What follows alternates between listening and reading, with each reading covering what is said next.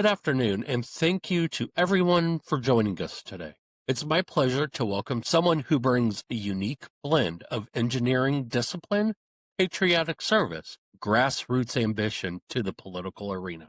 Brad Meyer, who is running as a Democratic candidate for the U.S. House of Representatives in Indiana's 9th Congressional District.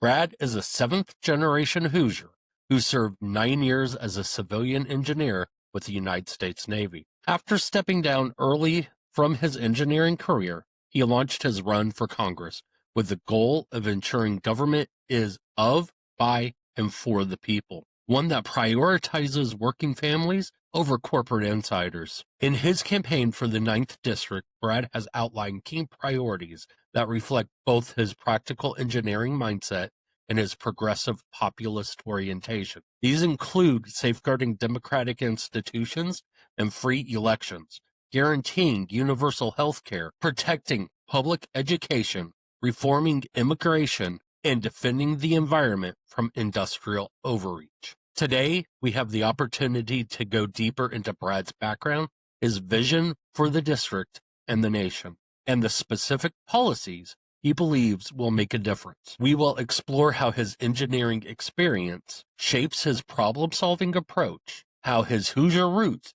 ground his values, and how he sees his role in Washington at a time of heightened polarization and change. Welcome to the show. Glad to have you on here. Thank you.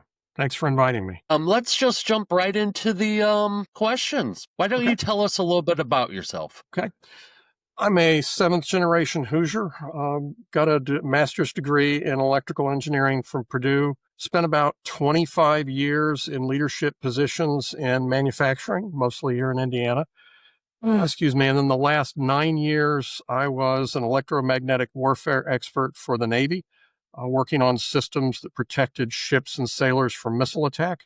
And that was a civilian role in the Navy. What prompted you to run for Congress in Indiana's 9th District, and what unique perspective do you bring to this race? So the reason that I'm running is, frankly, I am extremely concerned about where we are going. Not only is there's a standard question of, do you think we're on the right track? We're definitely not on the right track, and I am really concerned about the future of our democracy. And the reason that I'm running, is that, we, as Democrats, we haven't won in 20 years in the 9th. And frankly, in the last election, we got beat worse than we ever have before. And I think we're continuing to go in the wrong direction. And one of the issues when you talk about perspective is that, people look at that gap and say, well, we lost by X amount. We need to move right a little bit. We need to attract Republicans. We need to sound more Republican. And every time we do that, we lose a little bit more, because Democrats won't turn out for a Republican wannabe, and Republicans really don't turn out for somebody that looks, tastes, and feels like a Republican, but they're not. I believe that we really need to go back to our progressive roots and stand up for positions that people want and need, instead of fighting over the scraps that the Republicans throw us to fight over. If elected, what will your top 3 legislative priorities be, and which one do you plan to push the hardest in your first 100 days?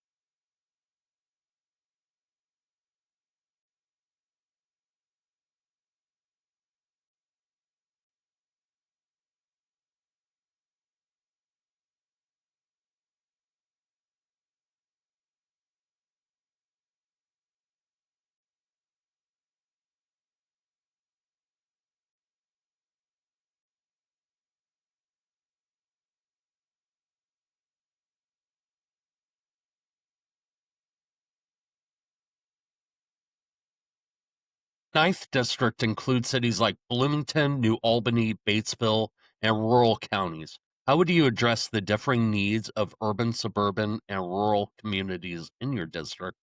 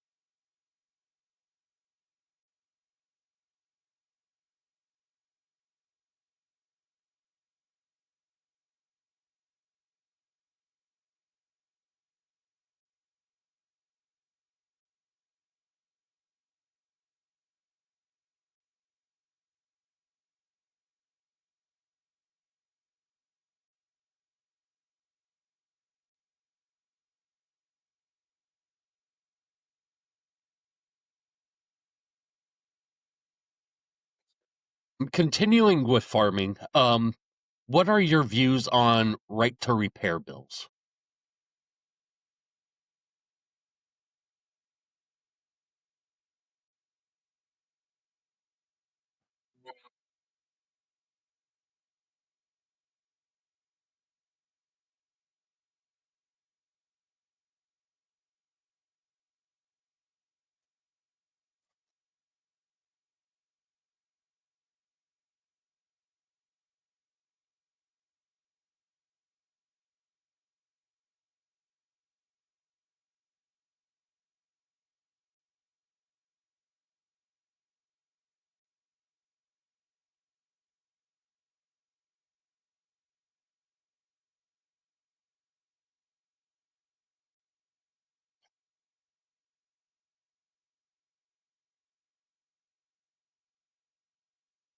Aaron Houchin currently holds the seat. What would you do differently if elected, and how will you measure success in your term?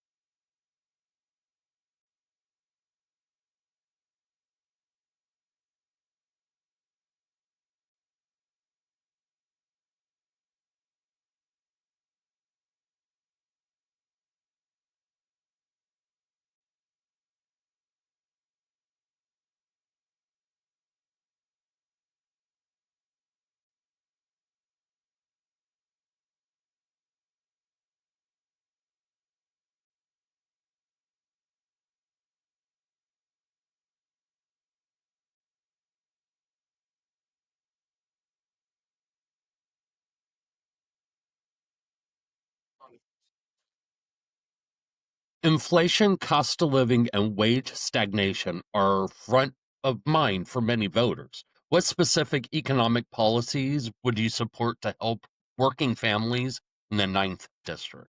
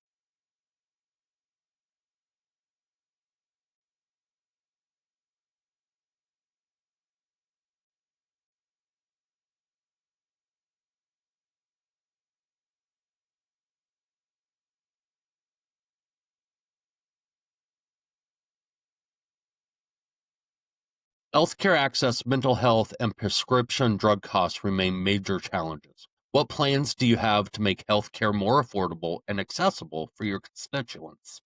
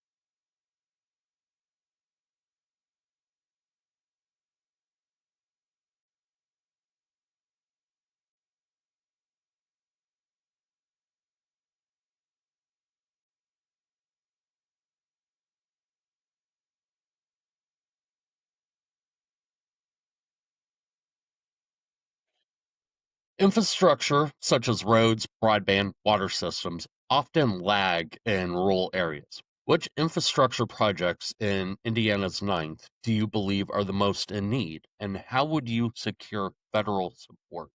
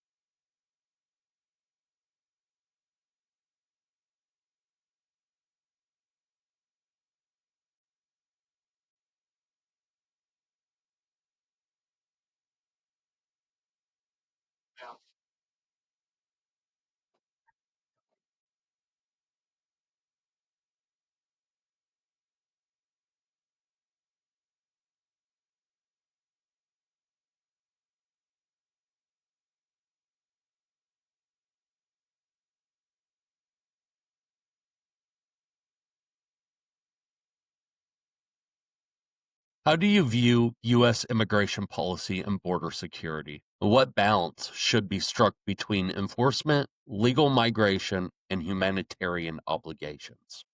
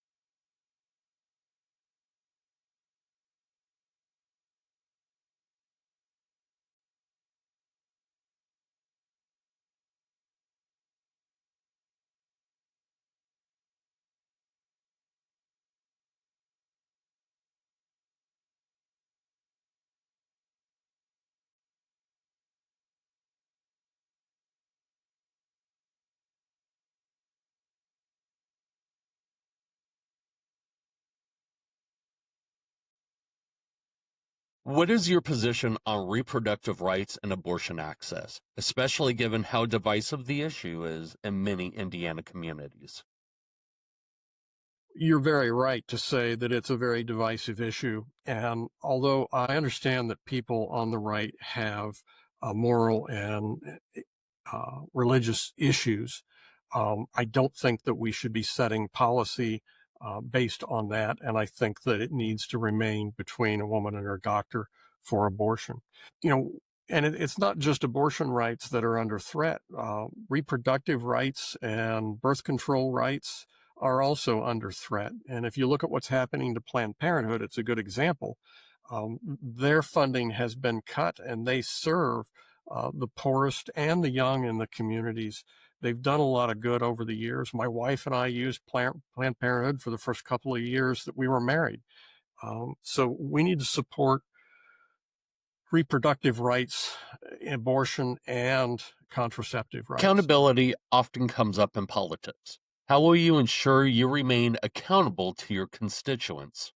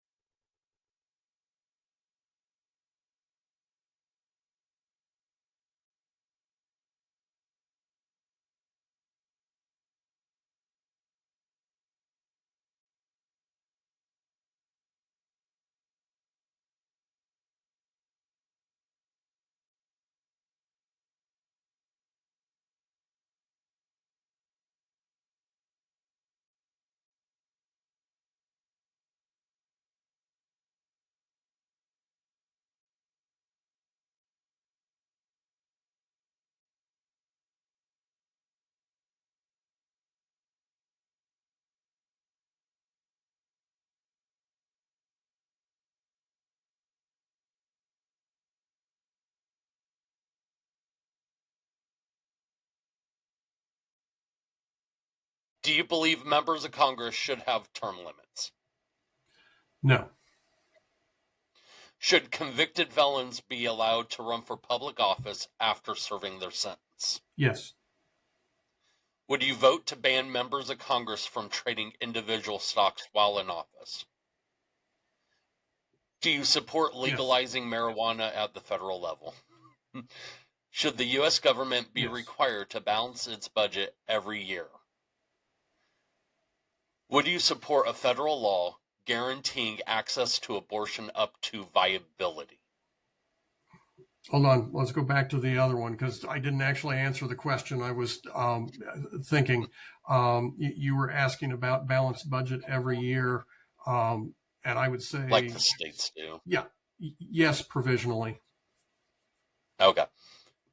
Then would you support a federal law guaranteeing access to abortion up to viability? Yes. You said guaranteeing access, correct? Yes, guaranteeing access. Okay. All right. Oh, go ahead. Sorry. Should Social Security should social media companies be held legally accountable for spreading misinformation? Yes. Do you believe the 2020 presidential election was fair and legitimate? Yes. Would you vote to raise congressional salaries during your own term? No.